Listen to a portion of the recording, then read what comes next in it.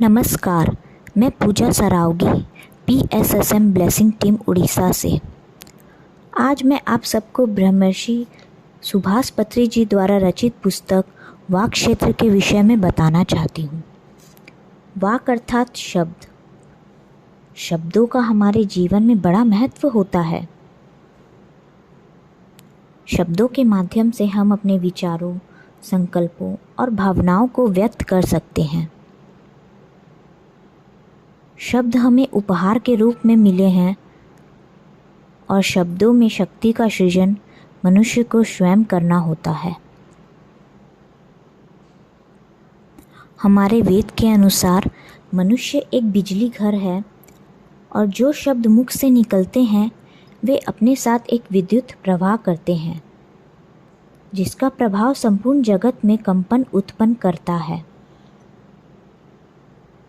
और इस कंपन का प्रभाव वस्तुओं पर भी पड़ता है।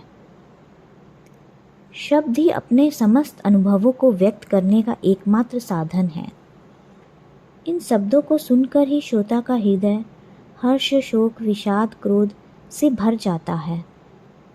हम वास्तव में क्या हैं, यह सब हमारे शब्दों द्वारा ही प्रतीत होता है।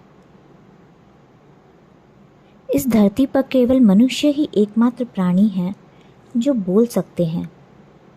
पशुओं को यह शक्ति प्राप्त नहीं है, इसलिए हमें बहुत सोच समझकर इसका उपयोग करना चाहिए। शब्द एक ताकतवर हथियार है जो दुधारी शक्ति रखता है। दुधारी अर्थात दो तरह की शक्ति। पहली धार जो छुरी की तरह है, जो शब्दों की मार से काटने का काम करती है, मतलब शब्दों का दुरुपयोग। और दूसरी हमारी मीठी बोली, जो दवा के रूप में दूसरों का दुख हर ले। शब्दों द्वारा सुनहरे स्वप्न को रचनात्मक रूप मिलता है और वहीं दूसरी ओर अब शब्दों का प्रयोग कर यही नर्क बन जाता है। हम बोलने में स्वतंत्र हैं, जो चाहे बोल सकते हैं, इसलिए हमें बहुत सोच समझकर बोलना चाहिए। एक बार शब्द मुंह से निकला मतलब तीर निशाने से निकल गया।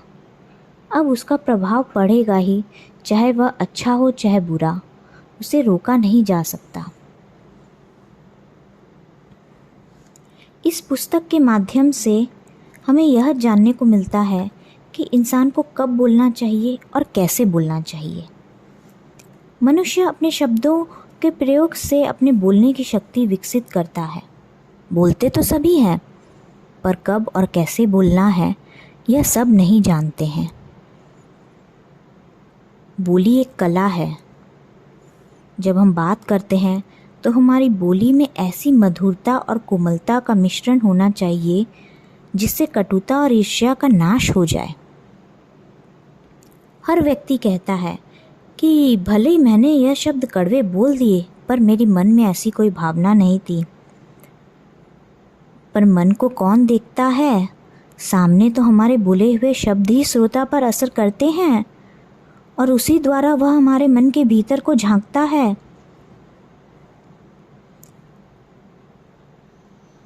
सब हमारे मन की बात हमारी बोली द्वारा ही परख सकते हैं।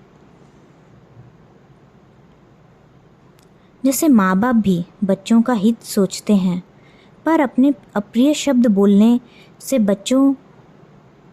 बच्चे वे शब्द पकड़ लेते हैं और फिर उसे पीढ़ी का अंतर कहकर हम खुद को भुलावे में डालते हैं। जीवन एक स्वर्णिम सोपान है।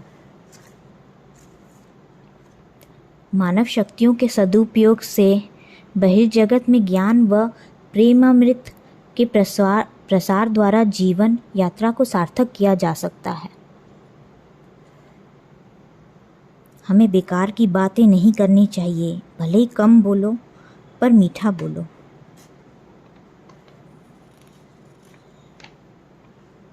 इस पुस्तक द्वारा ब्रह्मर्षि पत्री जी ने मनुष्य को अपने विकास के लिए बोलने की शक्ति से अवगत कराया है। बातचीत कला भी है और संपूर्ण शास्त्र भी।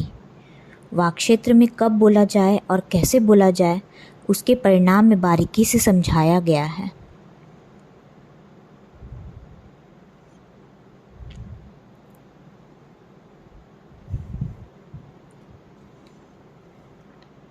स्वयं की अभिव्यक्ति का एक प्रमुख साधन शब्दों का प्रयोग अर्थात वाणी है और यही हमारा वाक क्षेत्र है। धन्यवाद।